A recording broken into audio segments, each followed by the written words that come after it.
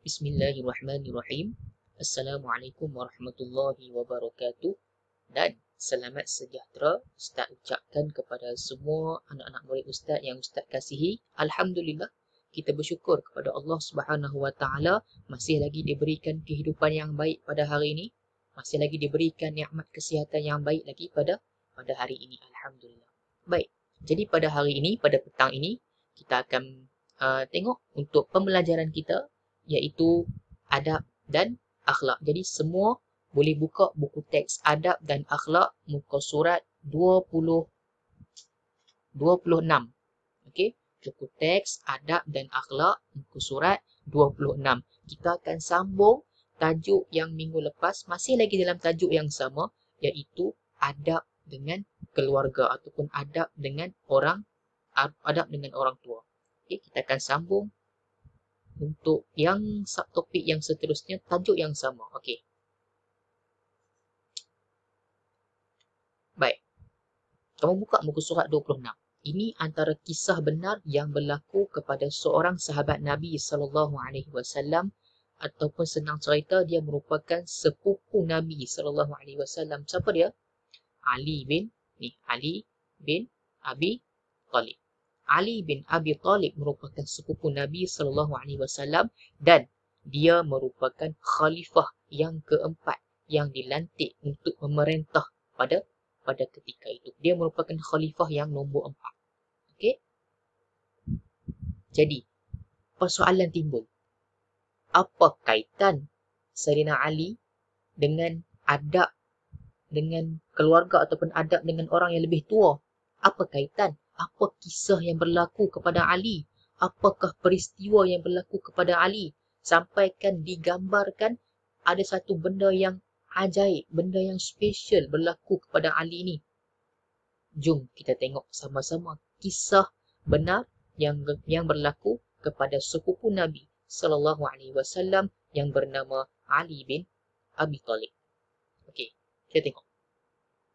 Suatu pagi, Ali bin Abi Talib terburu-buru pergi ke masjid, khawatir tidak dapat berjemaah bersama Rasulullah SAW. Beliau berjalan cepat. Di tengah jalan, beliau bertemu dengan orang tua yang berjalan sangat perlahan di hadapannya.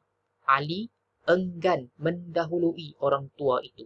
Ketika sampai ke masjid, Ali mendapati Rasulullah SAW masih lagi rukuk rakaat pertama. Bererti Ali tidak tertinggal untuk berjemaah. Poin penting yang nak disampaikan dalam perenggan yang pertama ini, satu hari Sayyidina Ali ini dia pergi ke masjid dalam keadaan yang terburu-buru. Nak cepat sebab dah lambat. Okey, dia nak pergi ke masjid untuk apa? Untuk menunaikan solat fardu berjemaah bersama-sama dengan Nabi SAW. Kalau kata dia lambat, takut terlepas solat fardu jemaah tu. Takut orang habis sembahyang baru sampai. Jadi dia nak cepat-cepat untuk pergi untuk berjemaah bersama-sama dengan Nabi SAW di masjid. Jadi, dalam tengah-tengah duk berjalan tu, Sayyidina Ali ni dia bertemu dengan seorang yang tua. Dalam perjalanan ke masjid, dia terjumpa dengan seorang tua yang dia ni berjalan dengan sangat-sangat perlahan. Jalan lambat. Orang tua kan jalan lambat. Kan, kalau tambah orang yang pakai tongkat dan sebagainya, dia orang jalan lambat. Jadi, Ali ni dia berasa enggan. Apa maksud enggan? Dia rasa dia tak nak potong ataupun mendahului orang tua itu. Dia tak potong. Dia follow belakang orang tua tu. Ni orang tua, ni Ali. Dia follow belakang. Walaupun dalam keadaan dia terburu-buru untuk pergi ke masjid. Dia tak potong. Sebab apa? Adab. Adab dengan orang tua. Jadi bila mana Sayyidina Ali ni sampai ke masjid, Ali dia tengok Nabi SAW masih lagi rukuk rakaat pertama. Maksudnya Nabi dia tak maksudnya Sayyidina Ali ni dia masih lagi dapat rakaat yang pertama tu. Sedangkan perjalanan dia untuk pergi ke masjid lama, lebih kurang dalam 15 minit ataupun 20 minit. Tetapi bayangkan ketika itu dia sampai, Nabi rukuk lagi. Tersambung perenggan yang kedua. Selesai solat, Ali bertanya kepada Nabi SAW, kenapa Nabi memanjangkan rukuknya? Maka Rasulullah SAW menjawab, waktu aku melakukan rukuk dan hendak mengangkat kepala, datang malaikat Jibril meletakkan tangannya di atas punggungku sambil menekan hingga aku tidak dapat bangun. Tidak berapa lama barulah Jibril mengangkat tangannya dan aku boleh bangun. Para sahabat bertanya, mengapa hal itu terjadi? Maka Rasulullah SAW menjawab, aku lupa bertanya. Jadi setelah selesai solat fardu Jumaah tadi ni, maka Sayyidina Ali bertanya kepada Rasulullah, ya Rasulullah, kenapa engkau memanjangkan rukukmu? Maka Rasulullah pun menjawab, ketika mana aku sedang rukuk, malaikat Jibril mai dekat aku, dia tahan tangan dia gunakan tangan dia untuk tahan aku daripada untuk melakukan i'tidal. Maksudnya tak boleh bangun. Dia menekan aku, memang aku tak boleh bangun. Ini adalah yang disebut oleh Nabi SAW. Setelah mana lama, bila mana malaikat Jibril angkat tangannya, maka daripada situlah barulah aku boleh bangun, kata Nabi SAW. Maka para sahabat jadi pelik, kenapa boleh jadi macam tu? Maka dia tanya dekat Nabi, kenapa malaikat Jibril buat macam tu? Maka Nabi sebut, aku lupa nak tanya dekat malaikat Jibril tadi. Nabi lupa nak tanya. Tiba-tiba, sama paragraf yang ketiga, perenggan yang ketiga, datang malaikat Jibril menjawab, ya Muhammad, Ali telah tergesa-gesa datang untuk mengikuti solat subuh berjemaah. Tapi di tengah jalan, dia berjumpa seorang Nasrani. Nasrani ni agama yang bukan Islam. Okey? Yang berjalan sangat perlahan. Ali tidak mahu mendahului kerana rasa hormat kepada orang tua. Lalu kita sambung lagi perenggan yang seterusnya. Oleh itu, Allah Subhanahu wa Ta'ala memerintahkan aku ni malaikat Jibril, berbuat demikian supaya Ali tidak tertinggal dalam jemaahmu. Allah juga telah memerintahkan malaikat Mikail menghentikan matahari yang akan terbit. Dengan demikian, matahari pun tidak cepat kelihatan siang. Walaupun Rasulullah SAW melakukan solat agak panjang. Begitulah sesungguhnya Allah Subhanahu wa Ta'ala sangat menghargai orang yang menghormati orang yang lebih tua walaupun berlainan agama. Daripada kisah ini, apa yang kita dapat faham? Disebabkan Ali ni, dia terlalu hormat kepada orang tua tadi, walaupun berlainan agama, orang tua tadi tu, dia bukan agama Islam, dia agama Nasrani. Walaupun berlainan agama, Sayyidina Ali masih lagi hormat kepada dia. Atas asbab dia hormat kepada orang tua itu, Allah Subhanahu wa Ta'ala memuliakan Sayyidina Ali.